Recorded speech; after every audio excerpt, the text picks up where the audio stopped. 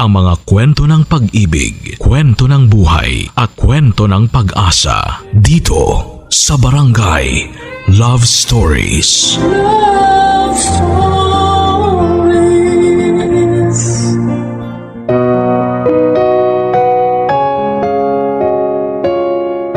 Lahat tayo ay umaasa at nag-aabang ng magandang love story na katulad sa mga palabas sa TV. Pero sa totoong buhay ay maraming balakid at problema pa ang kailangan nating pagdaanan para lamang makamit ang happily ever after na ating inaasahan.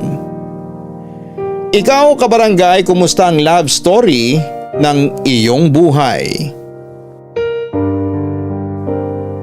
Dear Papa Dudut, magandang araw po sa inyo. Bago po ang lahat ay gusto ko lang pong magpa-shoutout sa mga kasamahan ko sa Ukayan na nakikinig ngayon sa inyo.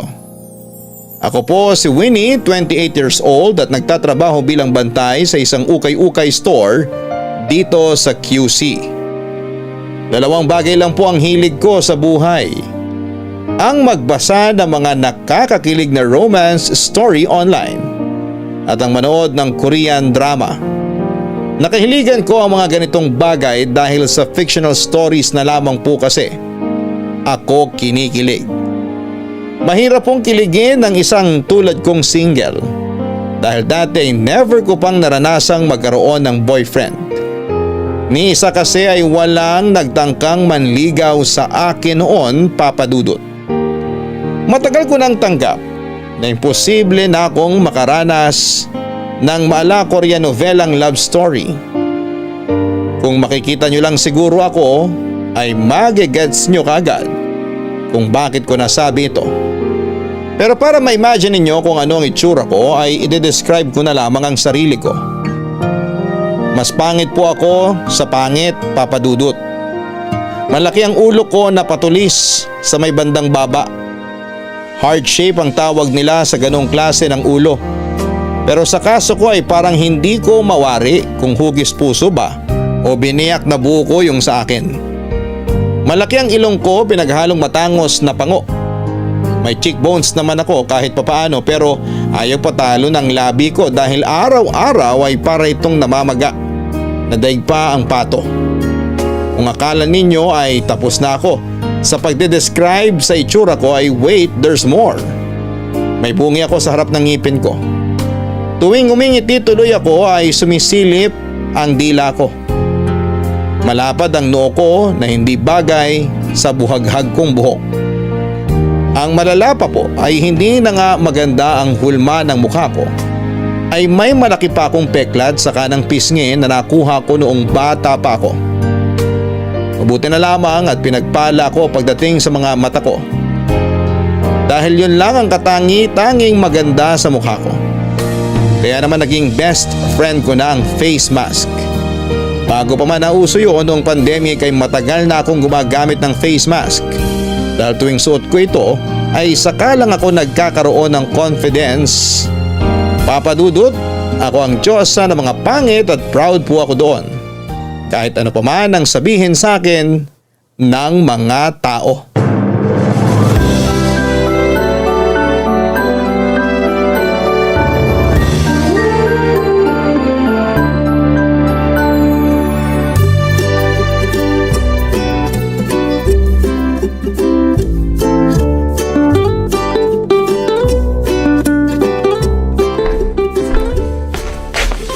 Chang, eto na po yung tubig na pinapakuha nyo. Tubig na malamig, kasing lamig ng asawa nyong nang iwan sa inyo. Anong sabi mo? Joke lang po. Si Chang naman hindi na mabihiro. Ang sarap ng malamig na tubig. Akala ko po ba pupunta kayo sa simbahan ngayon? Ay, hindi na ako tumuloy. Sumasakit itong tuhod ko eh. Ayan, signs of aging na po yan. Sayang naman, di tuloy mababawasan ang kasalanan nyo. Joke ulit. Baka magalit na naman kayo. Hoy, yung bunganga mo talaga, parang ipinaglihis sa palaka tuwing tag-ulan.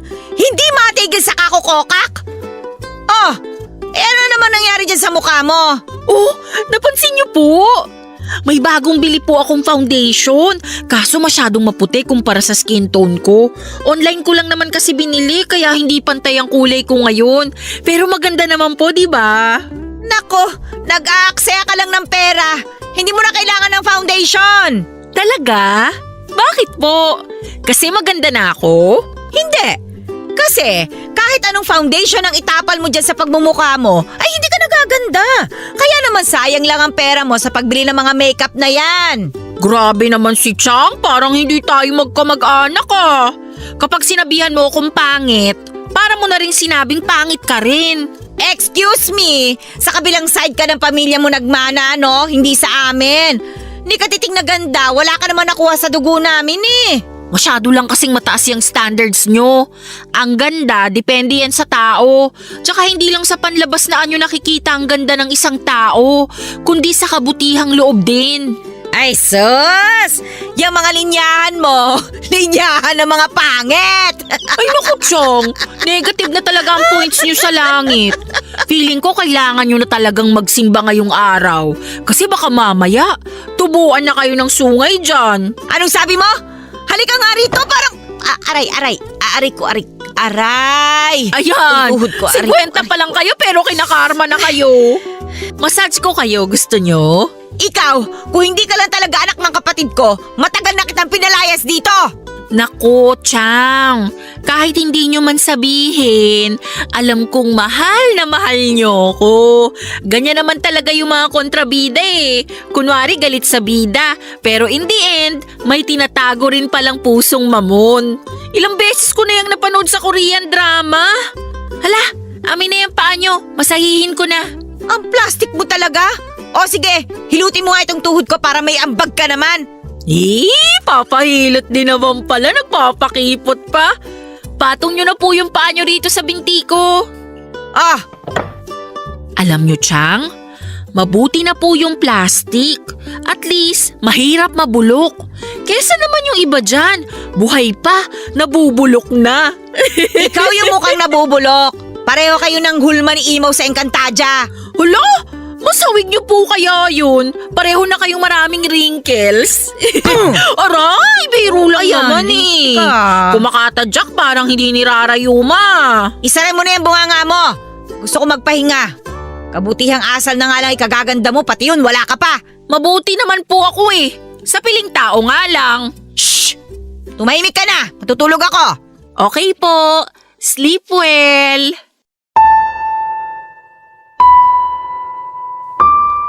Pangit, mukhang puwet, impakta at kung ano-ano pa. Lahat na siguro ng klaseng salita na hindi kaaya-aya ay ibinato na sa akin. At halos magtatatlong dekada kong tiniis ang panlalait sa akin ng mga tao sa puntong namanhid na lamang ang tenga ko at tumigas na ang puso ko. Hindi naglaon ay hindi na ako apektado sa kung anuman ang itawag nila sa akin. Sa katunayan ay sinasabayan ko pa sila sa panlalait sa sarili ko. Ganun ko na katanggap ang sarili ko, Papa Dudut. Pero sa lahat ng pangiinsultong ipinangalan sa akin, isa sa mga pinaka-unique ay ang Chakadal. Tandang-tanda ko pa noong bata pa lamang ako, early 2000, noong sumikat si Chakadal sa TV, na siyang kinakatakutan ng mga kabataan noon. Siyempre, hindi ako nakaligtas sa pagsikat ni Chakadal. Sa akin inihalin tulad ang itsura nito dahil parehas kaming nakakatakot. Hindi ko makakalimutan ang bansag nila sa akin yon dahil ang nagpasimuno ng pagtawag sa akin ng Chakadal ay ang childhood crush ko na si Froilan. Dati naming kapitbahay si Froilan. Naging classmate ko siya nung elementary. Grade 1 pa lamang kami ay may crush na ako sa kanya. Isa si Froilan sa mga nambubuli sa akin noon, pero sa halip na maggalit sa araw-araw na pang-aasar niya sa akin, ay hinayaan ko lamang siya dahil at least pinansin ako ng crush ko. Yun nga lang noong matapos kami ng elementary ay lumipat ang pamilya nila sa Laguna matapos makahanap ng bagong trabaho ang tatay niya. Sa paglaki ko ay nawala rin sa isipan ko si Froilan hanggang sa lumipas ang halos 15 taon ay muli ko siyang nakita.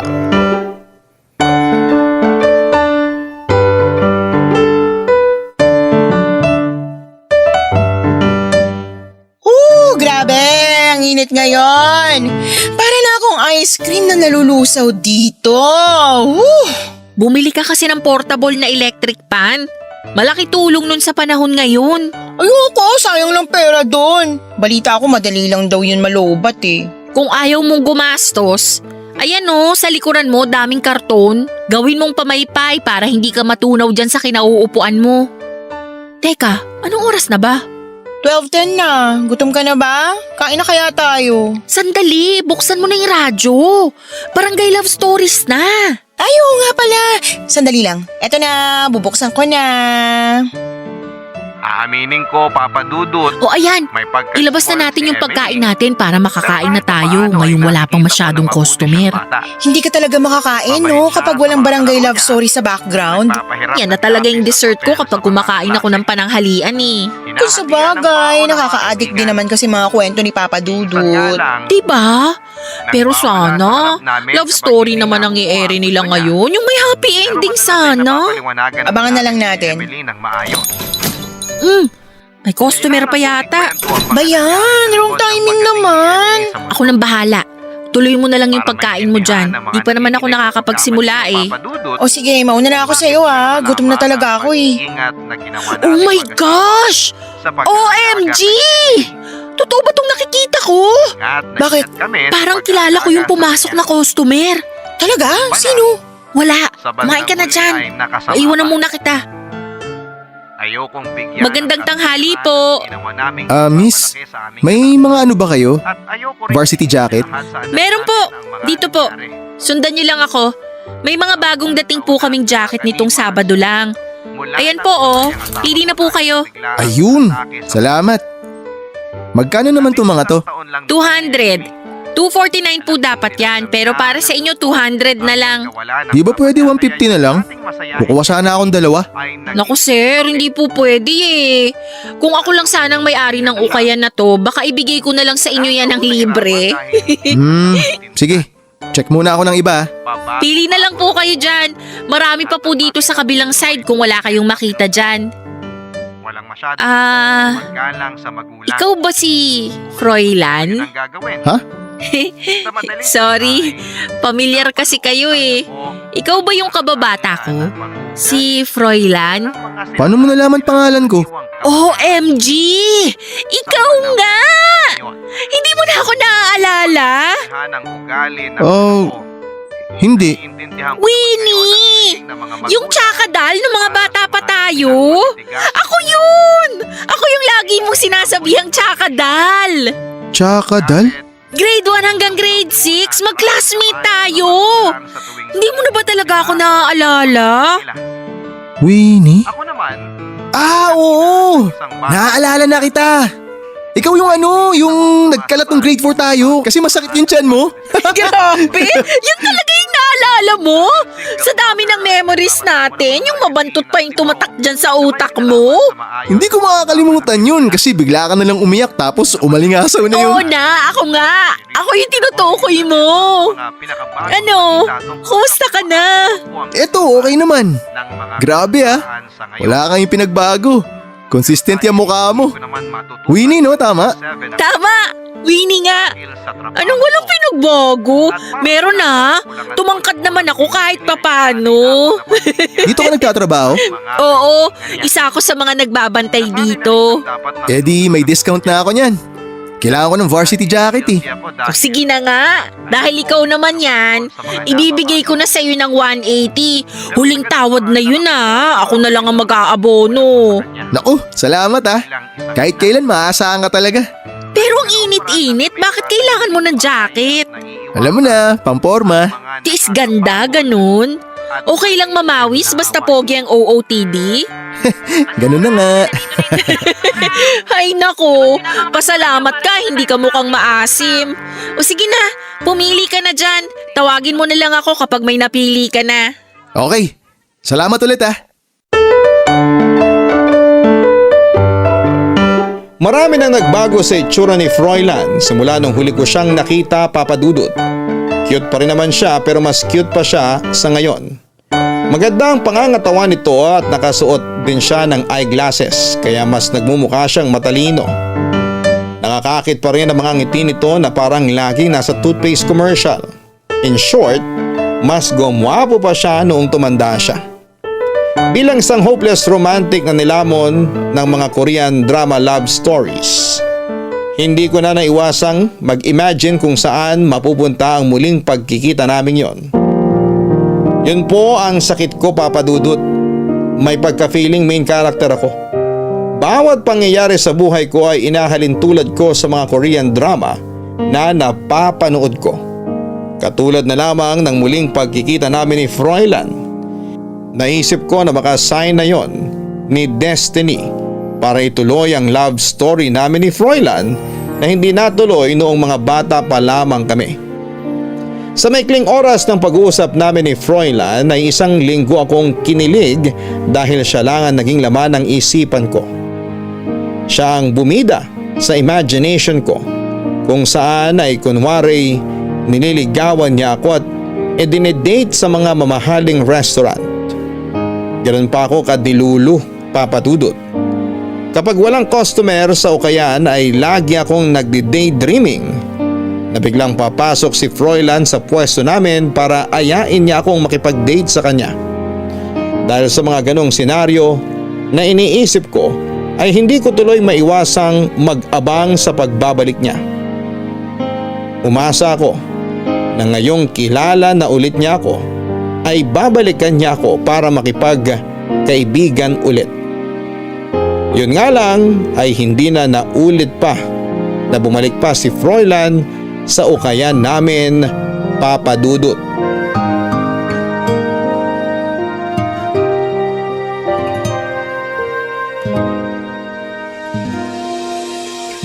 Sinubukan kong hanapin si Froilan sa Facebook, Papa Dudut.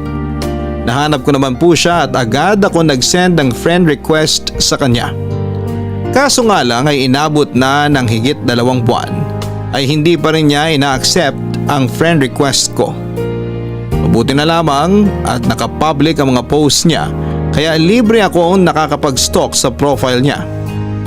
May mga higit 70,000 followers sa Facebook si Froilan. At hindi na yon nakapagtataka dahil sa profile picture pa lamang nito na nakatopless at kita ang abs ay mapapa-add ka talaga kaagad sa kanya.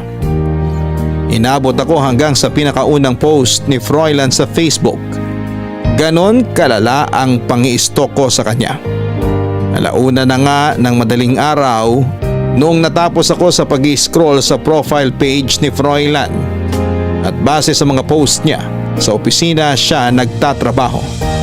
Mahilig siyang mamasyal at ang pinakamalayong napuntahan nito ay ang Singapore noong 2018. Mahilig din siyang maglaro ng basketball. May girlfriend siya na nakapost sa Facebook noong 2020 pero unti-unti rin itong nawala sa feed niya sa mga sumunod na taon. Hula ko ay single siya sa ngayon. Pagdating sa taong 2022 ay hindi na siya masyado nagpo-post at ang tanging birthday greetings na lamang ang nakita ko sa wall niya. Paglipas nga ng mga buwan, unti-unti ring namang nawala sa isipan ko si Froilan. Hindi na kasi ulit kami nagkita at hindi naman ito inaccept ang friend request ko. Niayaw nga nitong isin ang mga message ko kaya naisip ko na mag-move on na mula sa kanya. Bumalik ako sa dating gawain ko at yun ay ang manood ng mga Korean novela. Pero Papa Dudut, magugulat kayo sa sasabihin ko dahil matapos ang ilang buwan, simula noong nagkita kami ni Froilan ay bigla ulit kaming pinagtagpo ng tadhana.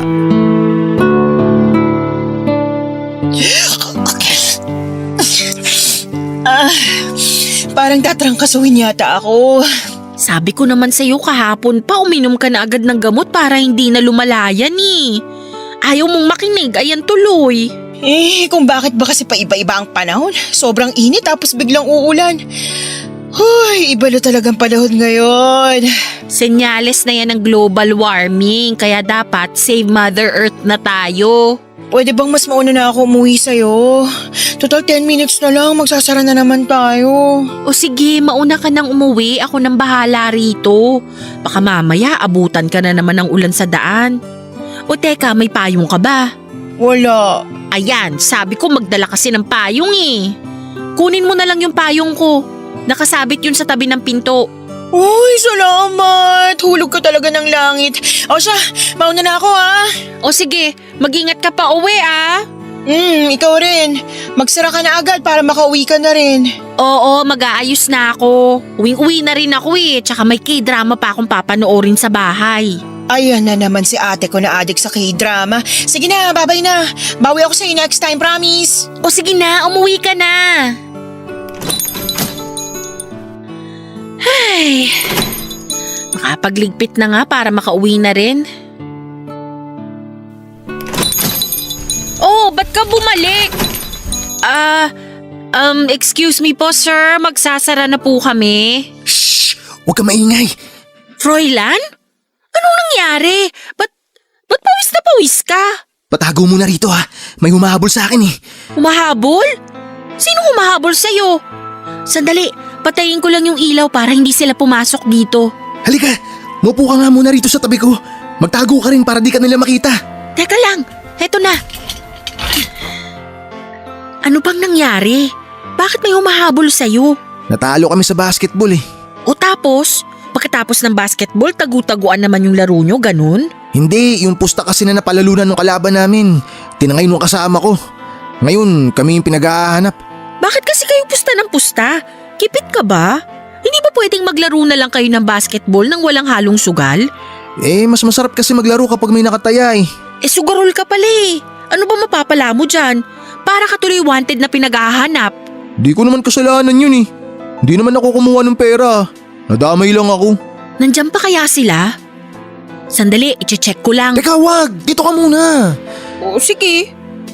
Anong gagawin natin dito? Tutunga nga. Palipasin na muna natin yung oras. Okay lang ba? Okay lang naman. Di naman ako nagmamadali. Dito ka muna magtago kahit 1 oras pa kung gusto mo. Pasensya na kung naistorbo pa kita ah. Wala yun. Wala naman akong gagawin sa bahay eh.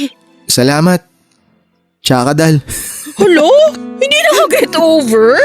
Totoo ba talaga na tsakadal tawag ko sa'yo noon? Oo, Tsakadal. Galing yun sa sikat na horror sa GMA noon.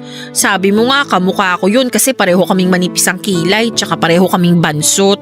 Di ko na maalala. Ang gara, ang bully ko pala nun. Sorry ha kung ganun yung ugali ko ng mga bata tayo. Okay lang, bata pa lang naman tayo eh. Akala natin katuwaan lang ang lahat kahit na minsan nakakasakit na pala tayo ng damdamin ng iba.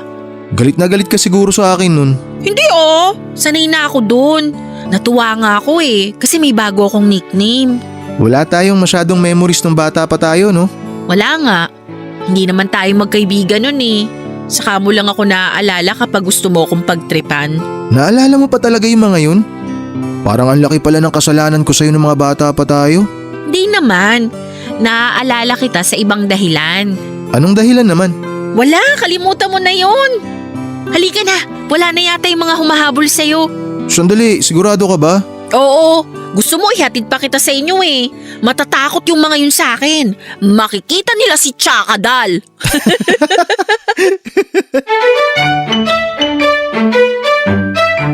Papadudod sa wakas matapos ang halos 7 buwan ay inapprove din ni Froilan ang friend request ko sa kanya sa Facebook.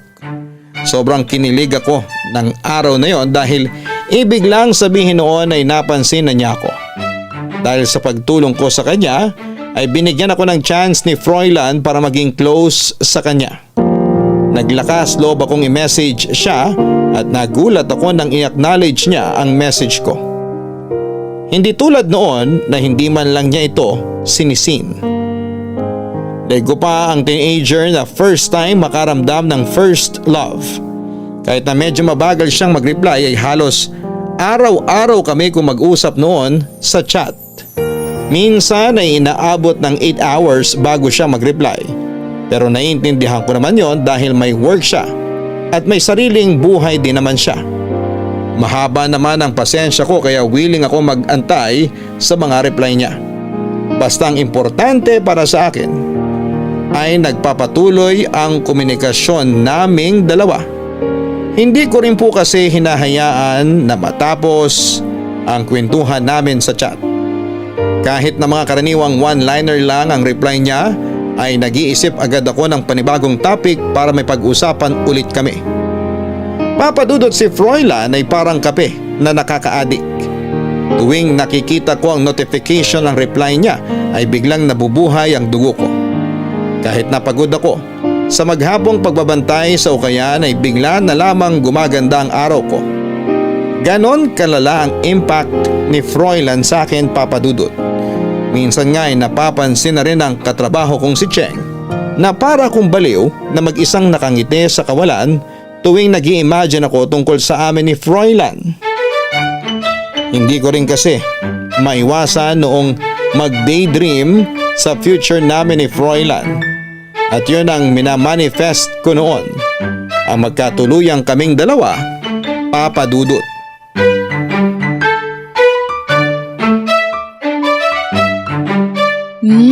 Wow!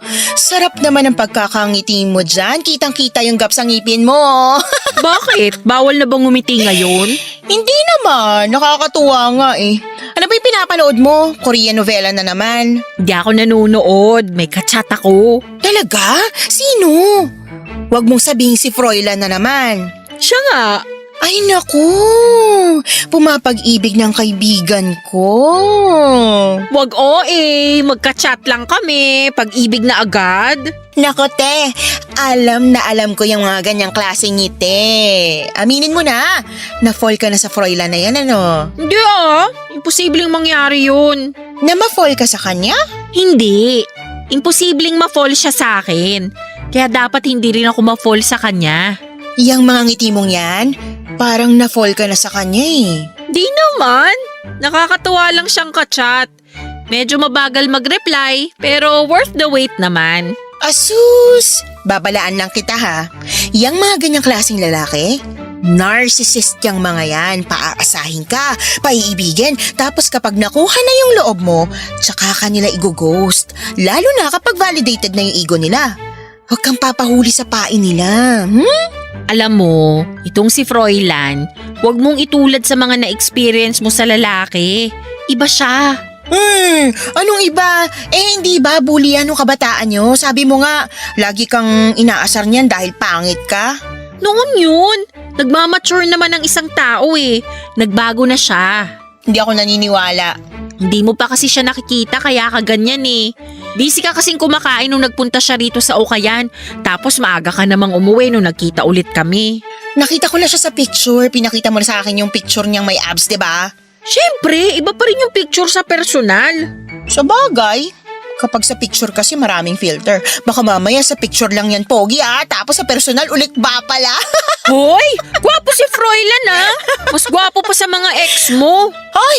Ano ba problema mo sa mga ex ko? Parang ikaw yung iniwan kung makapagtanim ka ng galit sa kanila. Excuse me lang. At least yung mga ex kong yun, napasaya nila ako. Yung Froilan mo, ano bang ambag niya? Napapasaya naman niya ako Napapasaya ka niya kasi nabubuhay na naman yung pagiging delulo mo. Hulaan ko, nag-imagine ka na naman nakasal na kayo, no? Hala, paano mo nalaman? Yan tayo kilala na kita. Dahil yun sa kakanood mo ng Korean drama. Lahat na lang nang nangyayari sa'yo, akala mo love story kahit na ang totoo naman, normal lang yan na nangyayari sa totoong buhay. Feeling ko naman may chance Chance mo, mukha mo. Yung mukhang yon, papatol sa mukhang yan? Imposible, te. Kaibigan ba talaga kita? Oo, kasi kaibigan lang ang mang-real talk sa kapwa kaibigan. Matanda ka na. Dapat alam mo na kung paano ihiwalay ang totoo sa hindi at yung kwento nyo ni Froilan. Kung ano man ang script na sinulat mo dyan sa kokote mo, i-delete mo na bago ka pa masaktan. Libre lang naman ang mangarap. Pati yun ba'y pagkakait mo pa sa akin? Hindi libre ang mangarap. Masakit ang mangarap, lalo na kapag yung pangarap na yon hindi nagkatotoo. Ang nega mo talaga. Hayaan mo, ipapakilala kita kay Froilan. Kapag nakausap mo siya o nakita ng personal, tiyak ako, magbabagong isip mo.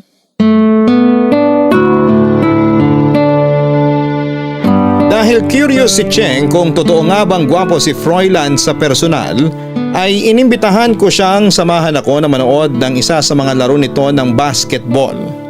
Kada Sabado kasi ay dumadayo sina Froilan kasama ang mga kaibigan niya sa ibang lugar para lamang makipaglaro ng basketball. Hindi ako inimbitahan ni Froilan pero ako na mismo ang nag-volunteer para manood at i-cheer sila sa laro nila. Kasama si Cheng ay tinunto namin ang basketball court kung saan naglalaro ang team nila Froilan noong time na yon.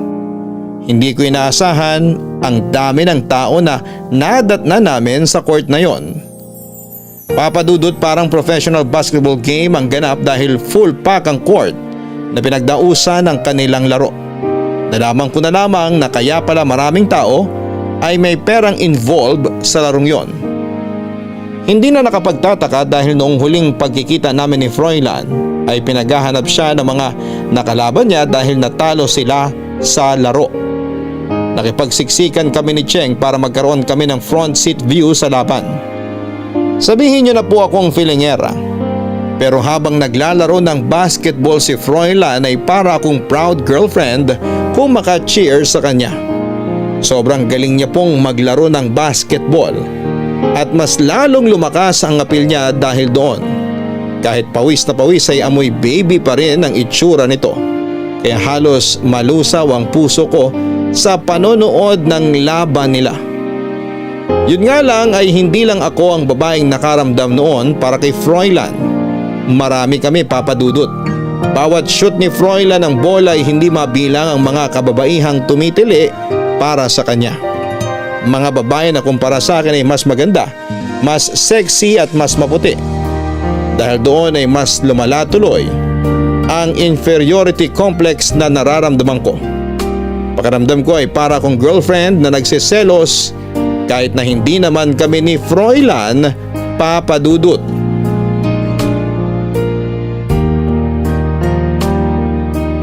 Papadudot, aaminin ko na nasira ang mood ko noon dahil sa mga babaeng daig pa ang kinakatay na baboy kung makatili kay Froilan. Mas pinili na lamang naming umuwi ni Cheng noong araw na yon. Isa pa ay umaambo na at malayo pa ang uuwian namin, kaya hindi namin tinapos pa ang laro.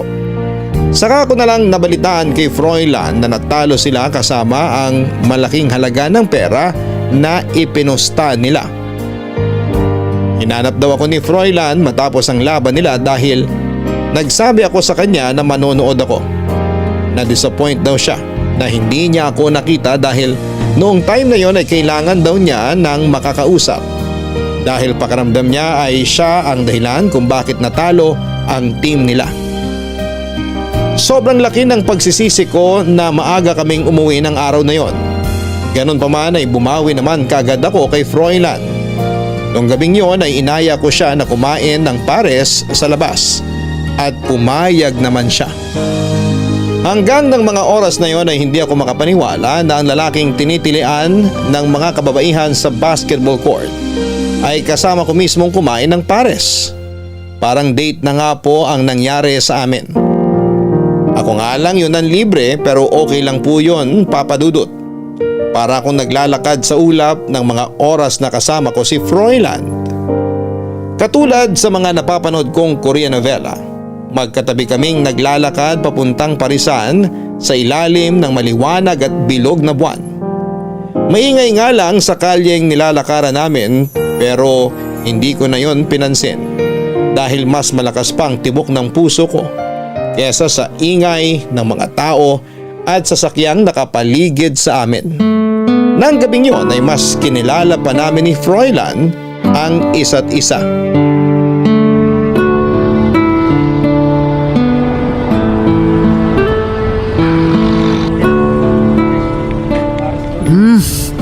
Ang sarap talaga ng pares. Grabe, ngayon ko lang napansin na ang tagal ko na palang hindi nakakatikim nito. Sarap ba? Sabi na eh. Sabaw lang kailangan mo ngayon para umokay ka. Salamat, sinamahan mo ako ngayon. Di ko pa kasi trip umuwi. Bakit naman? Boring ba sa bahay nyo? Hindi naman sa boring pero nakakapanghina ng loob. Talaga? Bakit naman? Para bang pagpasok ko pa lang sa pinto, kung ano man yung nararamdaman ko ng mga oras na yun bago ako pumasok, napapalitan agad ng inis tsaka pagod.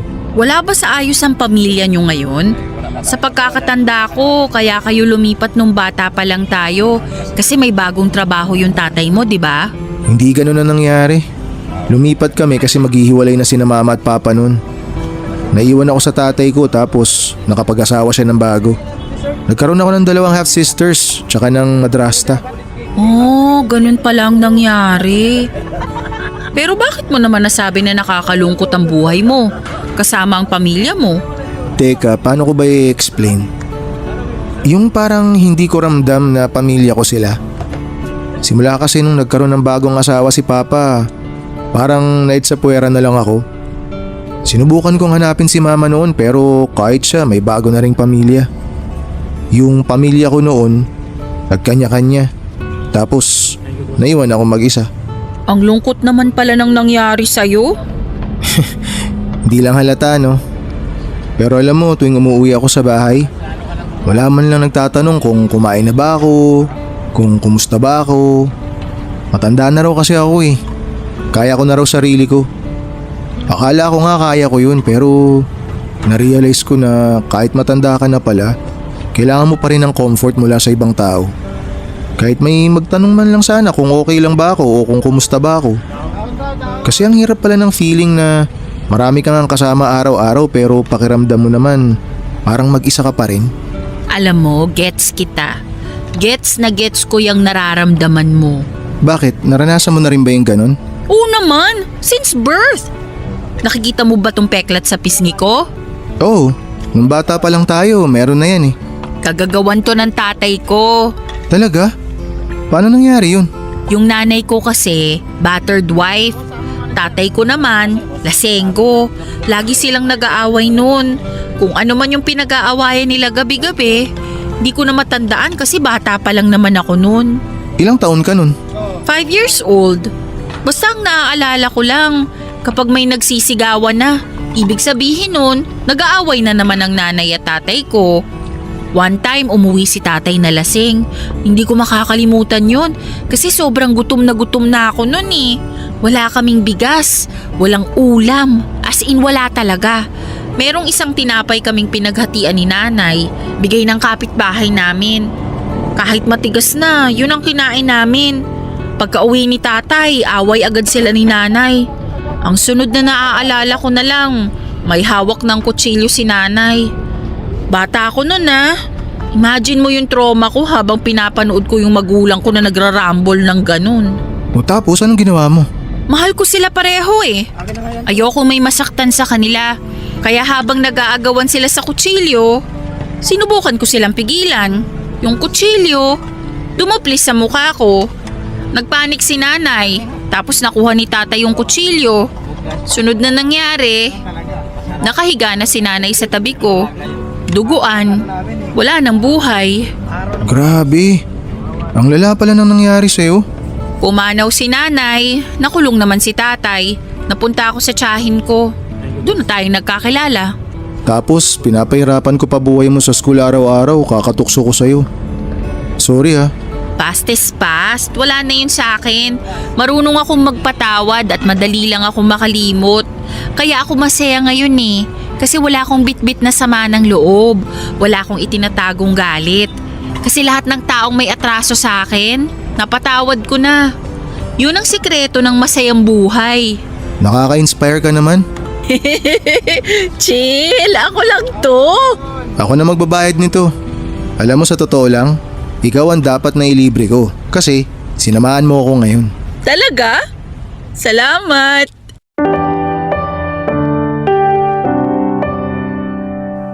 Papadudot sa kabila ng masiyahin kong personality, ay isang malalim na trauma ang itinatago ko. Hindi naging maganda ang kabataan ko at yon ang hindi alam ng mga kalaro ko noon. Nung lumipat ako sa pangalaga ng tiyahin ko, akala ko ay magiging maganda na sa wakas ang buhay ko. Pero kung anong ugali ng tatay ko ay ganun din pala ang ugali ng tiyahin kong umampon sa akin. Siguro ay nasa dugo na talaga nila ang maging masama. Kahit na ganoon ang buhay ko sa loob ng tahanan namin, sinubukan ko pa rin maging masaya. Noong nag-transfer ako sa school nila, Froilan, ay pilit akong naghanap ng mga kaibigan. Pero dahil sa peklat sa mukha ko ay nilayuan ako ng mga kaklase ko. Ni isa'y walang gustong makipagkaibigan sa akin dahil sa itsura ko. Ako yung batang mag-isa lamang na kumakain tuwing recess. Ako yung kaklase nilang tuwing groupings ay walang gustong kumuha sa akin. Ako yung nagiging kaibigan lang kapag wala na silang choice. Buong school year ay saka lang ako nakakapagsalita kapag nire-recite ko ang panatang makabayan tuwing flag ceremony. Pero nagbago ang lahat ng isang araw ay bigla na lamang naisipan ni Froilan na gawin akong katatawanan sa buong klase. Siyang naging bully ko mula grade 1 hanggang grade 6. Alam kong hindi magandang ugali niyang yon, pero dahil sa kanya ay napansin ako ng mga kaklase ko. Tuwing pinagtatawanan nila ako ay natutuwa ako dahil kahit papaano ay may ambag na ako sa klase. Kahit na bilang isang katatawanan lang. Minsan tinatabihan ako ni Froilan para lang asarin niya ako. Pero at least may tumatabi na sa akin, Papa Dudut. Bata pa lamang ako ay tinuruan ko na ang sarili ko na hanapin ang magandang bagay sa bawat masasamang nangyayari sa buhay ko. Iyon ang rason kung bakit naging masiyahin akong tao, Papa Dudut.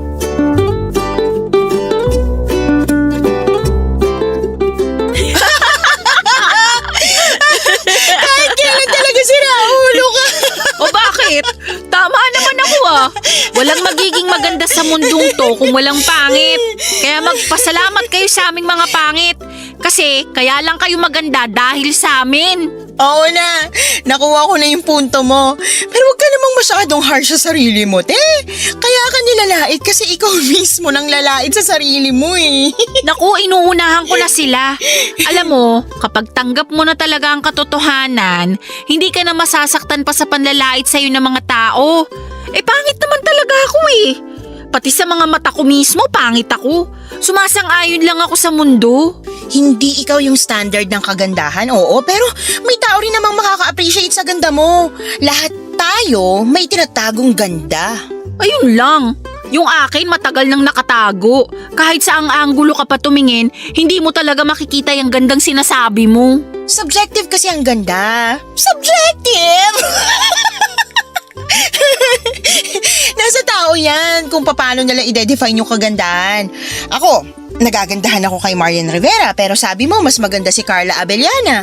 Doon pa lang, iba-iba na tayo ng definisyon ng maganda. Kaya huwag mong lahatin. Pangit ka man sa paningin ng iba, may iba rin na magandang tingin sa'yo. Te, wag mo na akong bulahin. Baka tumaas yung delusional level ko kapag sinakyang ko yung pambobola mo. Alam mo naman ako, madali lang paikutin. Speaking of paikutin, kumusta na kayo ni Froilan? Ano namang connect ng pambobola kay Froilan? Sinasabi mo ba na inuuto ako ng tao? Bola? Basketball? Di ba mahilig maglaro ng basketball si Froilan? Yun ang connection nila. Ikaw talaga, kung ano-anong iniisip mo. Ay, akala ko naman. Ikaw kasi medyo hater ka ni Froilan eh. Kasi naman may something talaga sa Froilan na yan. Parang pinapaasa ka lang eh. Anong pinaasa? Walang umaasa sa amin kaya wala ring pinapaasa. Ano tawag sa sitwasyon nyo ngayon? Wala. Magkaibigan. Magkausap. Araw-araw, gabi-gabi. Magkaibigan tayo pero hindi naman tayo naabot ng gabi sa pagchatsata. Hindi mo rin hiningitaan yung mga message ko sa'yo. Iba naman kasi yun. Iba talaga kasi hindi mo naman ako gusto, no? Si Froilan type mo, crush mo, mahal mo. Yon ang ipinagkaiba namin. Grabe naman, mahal agad. O bakit, hindi ba totoo? Well, mahal ko ng slight. Kita mo na, tama ako. Kasi naman, tignan mo yung mga chat niya sa akin. Sobrang caring niya. Dati ang boring ng usapan namin. Pero nitong nakaraan lang, concerned na siya sa akin. Nagtatanong na siya kung anong ginagawa ko, kung kumain na ba ako, kung busy ba ako. Hello? Never pang nangyari sa akin yun, no? Sa Korean novela ko lang nafe-feel yung mga ganong klaseng eksena. Pero this time, sa akin na mismo nangyayari yung mga yun. Patay. Mukhang in love na nga ang ate mo. Alam ko na hindi naman talaga kapani-paniwala tong mga nangyayari sa akin ngayon. Pero sobrang open talaga namin ni Froilan sa isa't isa. Close na kami, as in dikit na. O ba't ganyan ka makatingin? Yan na nga bang sinasabi ko eh. Kumagat ka na sa pain. Bakit ba kasi parang hirap kang paniwalaan na pwede namang ma-inlove sa akin si Froilan? Kasasabi mo lang sa akin, di ba? Na subjective ang ganda ng isang tao? Paano kung may nagustuhan pala siya sa akin? Si Froilan yun. Gwapong tao kaya exception yun sa mga sinabi ko. Sus! Nagsiselos ka lang ata na hindi ikaw yung bet niya eh. Sorry, pero hindi ako nagsiselos. Concerned lang ako sa'yo. Bago ka maging concerned, suportahan mo na lang muna ako. Gaano ka ba talaga ka-sure dyan? Feeling ko lang, malakas yung kutob ko. Parang sa Korean novela lang. Langit siya, lupa ako, pero nakatadhana pala kami sa isa't isa. Ganun naman yung mga love story sa K-drama eh. CEO yung lalaki, empleyado yung babae, tagapagmana yung lalaki, tapos katulong yung babae. May isa nga taga South Korea yung babae, sa North Korea naman yung lalaki. Yung mga ganong bagay, parang ang imposible pero nagkakatuluyan pa rin. Kaloka ka, te. Nilamon ka na naman ng K-drama. Hindi mo na mapaghiwalay ang totoo sa hindi. Pagbigyan mo na ako. Ngayon na nga lang ako magiging masaya eh. Basta, wag ka masyadong umasa. Sinasabi ko talaga sa'yo.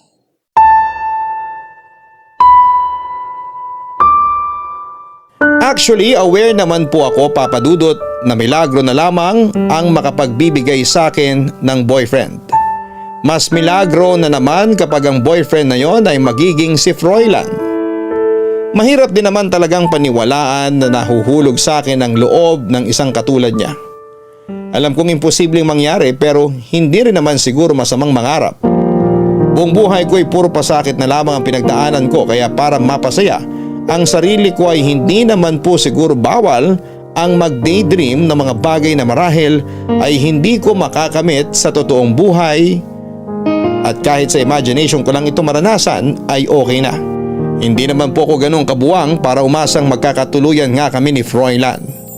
Masaya na ako na magkaibigan kaming dalawa at kahit papaano ay meron kaming communication.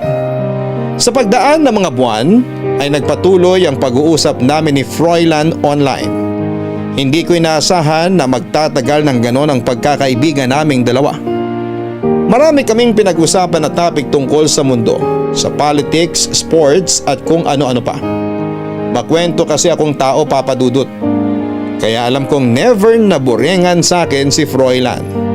Sa pagkakataong yon ay mas lumalim pang pagkakagusto ko kay Froilan sa puntong hindi ko na mapaghiwalay ang reality sa fiction. Dahil sa kaadikan ko sa mga Korean drama ay hindi ko maiwasang maging assuming. Bawat ginagawa ni Froilan para sa akin ay nabibigyan ko ng isang bagong meaning. Kaya siguro mas lalo ako na in love sa kanya. Ganun pa man ay pilit ko pa ring isinapuso ang mga sinabi sa akin ni Cheng na never assume unless stated. Hanggang walang inaamin sa akin si Froilan ay hindi ko paasahin ang puso ko.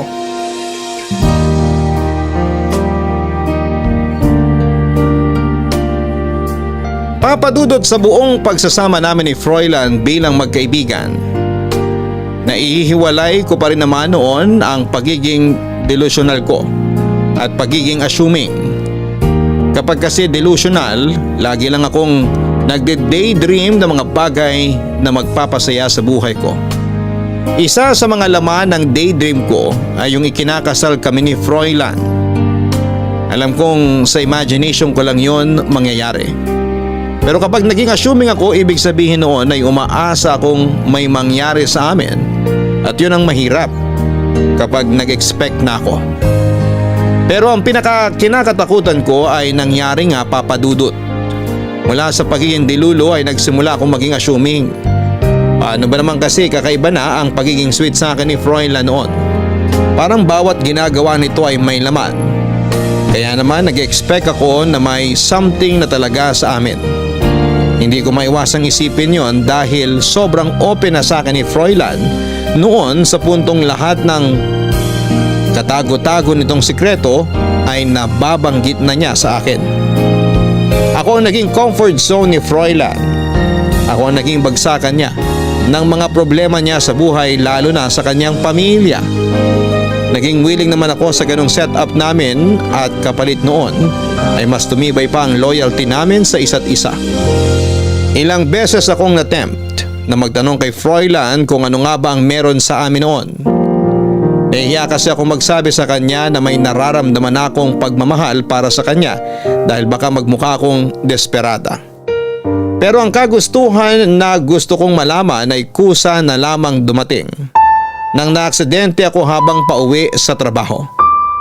Na-sidesweep ako ng isang motor at si Froilan ang pinakaunang tao na dumalaw sa akin.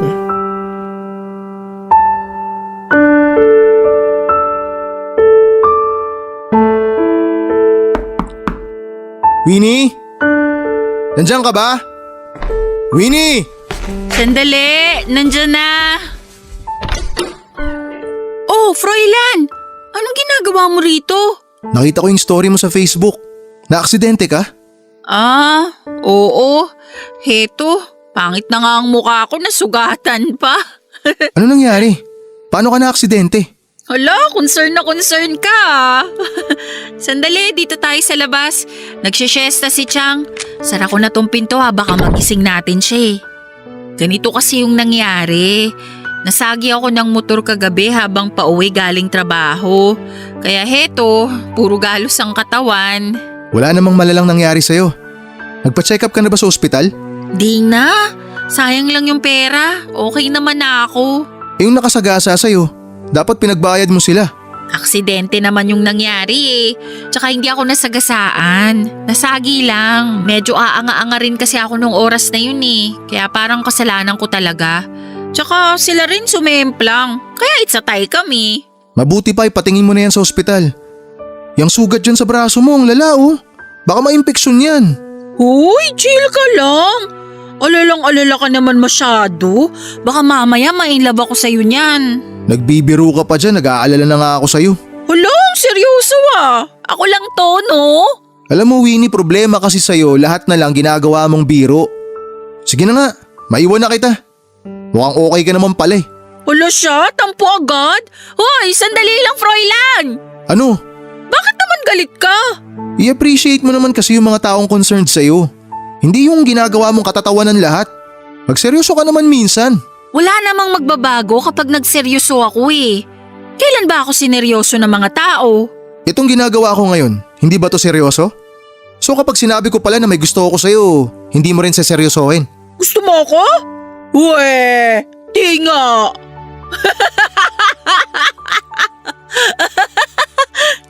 Di nga. May gusto ka sa akin? Ano ba sa tingin mo? Sa tingin ko?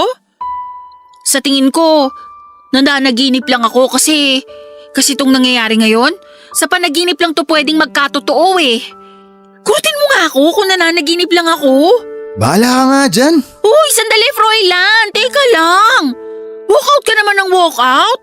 Hindi lang ako makapaniwala sa sinabi mo. Totoo nga. Totoong may gusto ka sa akin? Sinabi ko na nga eh. Ano bang gusto mong gawin ko? Ipa-billboard ko pa? Ano namang nagustuhan mo sa akin? Ang pangit-pangit ko. Hindi ka pangit.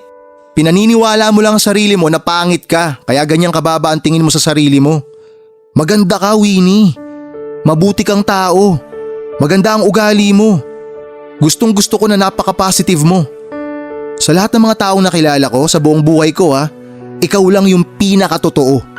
Ikaw lang yung katangi-tanging tao na nagparamdam sa akin na meron din pala akong halaga. Ikaw lang yung nag-iisang taong pinakinggan ng lahat ng mga problema ko. Naniwala ka na may kahinaan din ako, na hindi ako perpekto. Yun yung mga bagay na nagustuhan ko sa'yo. Kaya sana, wag mong gawing biro to. Kasi hindi naman ako nagbibiro eh. OMG. So hindi nga ako nag-iilusyon lang? Totoo yung hinala ko na may gusto ka sa akin? Sabi ko na eh, tama ako. Hindi ako dilolo. OMG! Naramdaman ko na eh. Matagal ko nang napapansin pero hindi ko lang kinakagat. Kasi sabi sa akin ni Cheng, huwag ko raw kagatin ang pain mo. Ini-imagine ko lang to dati, itong araw na to. Ano bang kailangan sabihin sa ganitong sitwasyon? Hindi ko alam sasabihin ko. Sandali, prank ba to? Baka prank lang to Nasaan yung camera? Uy, teka, Winnie, relax. Tumingin ka sa akin. Relax ka lang, okay? Okay, aray, yung sugat ko. Nahahawakan mo. Medyo masakit. Ay, sorry. Gusto talaga kita. Maniwala ka. Hindi to joke. Hindi to imagination. Hindi ka nananaginip. Walang nang paprank sa'yo. Hindi prank to, maniwala ka. Hindi ko kayang gawin sa'yo yun. Gusto talaga kita, Winnie. Gusto rin kita, Froilan. Gustong gusto. Matagal na. Mabuti naman, pareho tayo ng nararamdaman. Masaya ako malaman na may gusto ka rin pala sa akin. Mas nauna ako nagkagusto sa'yo. Kaya mas masaya ako na ikaw ang nagkagusto sa akin. So ano, tayo na ba? Kalma lang. One step at a time tayo. Huwag nating madaliin.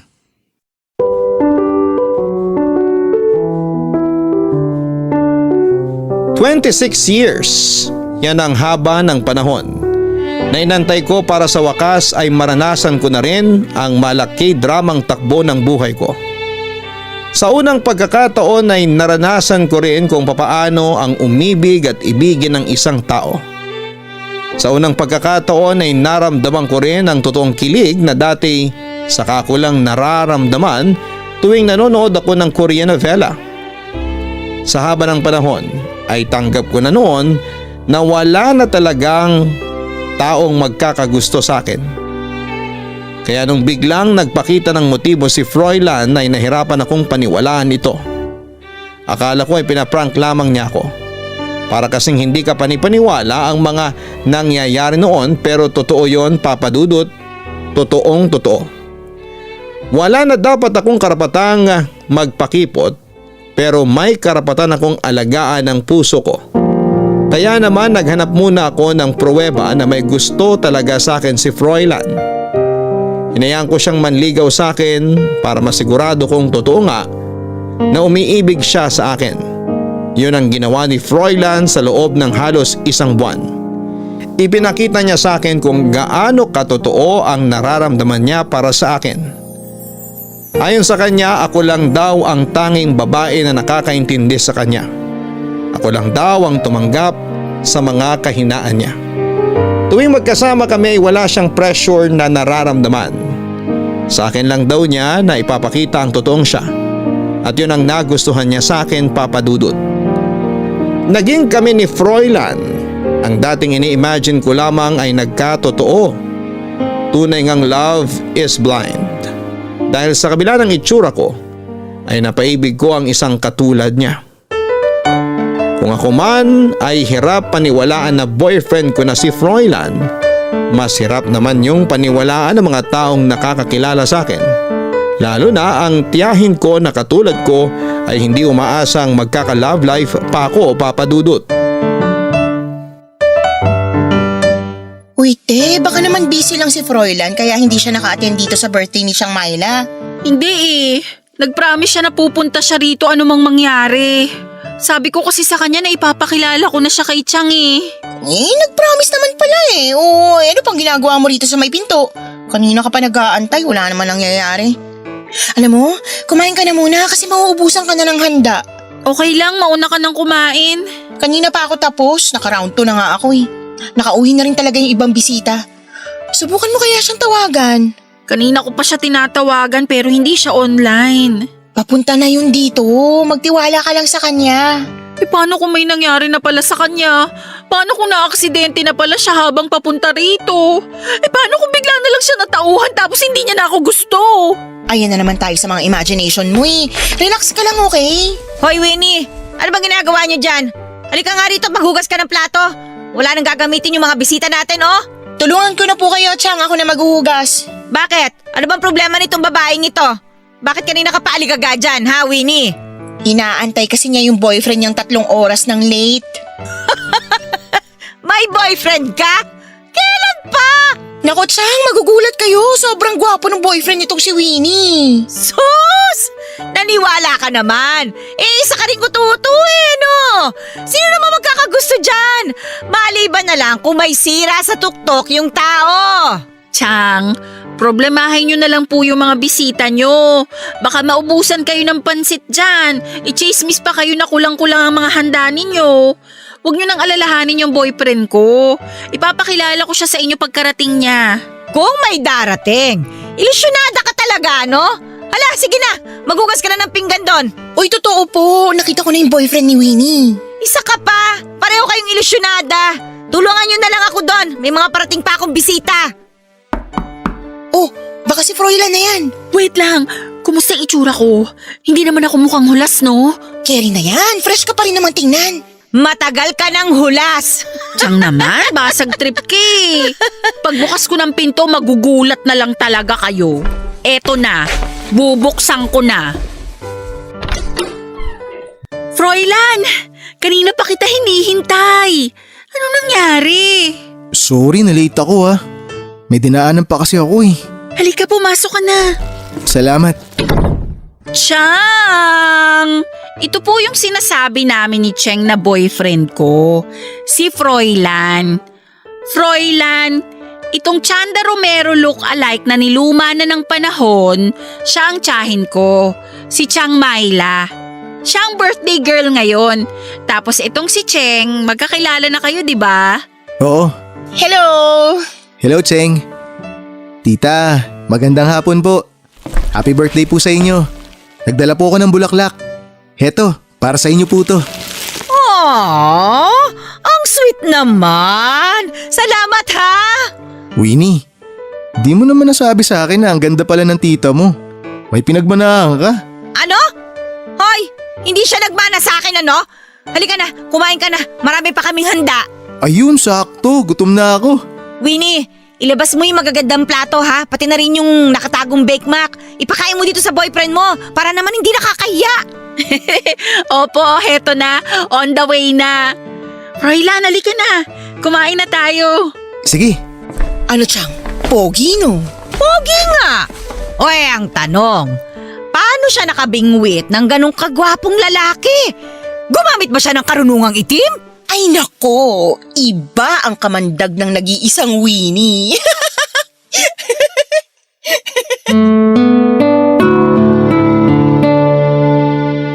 Papadudot 2 taon na po ang nakakalipas simula nang mangyari sa buhay ko ang kwentong ibinahagi ko sa inyo. Isa yon sa mga hindi ko makakalimutang parte ng buhay ko dahil first time kong umibig ng isang tao. Kung tatanungin ninyo ako kung ano nga bang update sa amin ni Froilan ngayon, sa kasamang palad ay hiwalay na po kaming dalawa. Tumagal lamang po ng 4 na buwan ang relasyon namin. Agad din siyang nakahanap ng panibagong babaeng inibig niya. Isang babae na mas nababagay sa kanya. Labis akong nasaktan sa mga nangyaring hiwalayan sa pagitan namin ni Froilan, pero katulad nga ng nakasanayan ko, kaya kong maghanap ng magandang bagay sa mga masasamang pangyayari sa buhay ko. Hindi man kami ang endgame ay at least nagkaroon ako ng chance na maging boyfriend siya. Nagkaroon ako ng chance na magkaroon ng love life.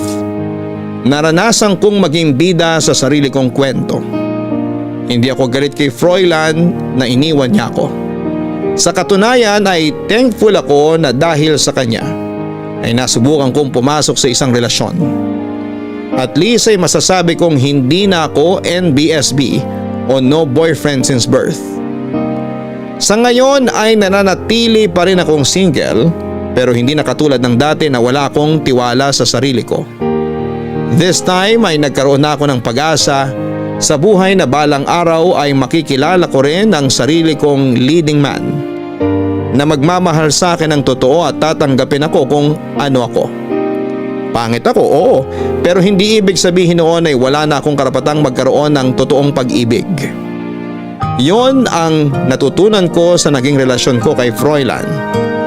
Wala yan sa estado o sa itsura.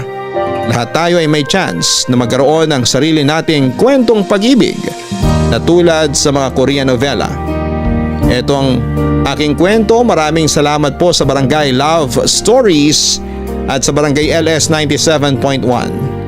Ang inyong forever kapuso at kabarangay, Winnie.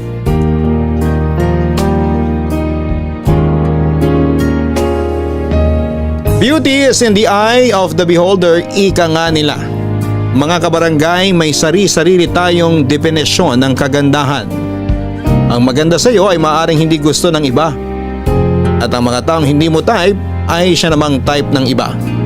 Hindi basihan ang itsura sa pagpili ng taong iibigin. Dahil ang kagandahan ay kumukupas yan. Pero ang wagas na pag-ibig ay walang wakas. Hanggang sa muli, maraming salamat po sa inyong lahat.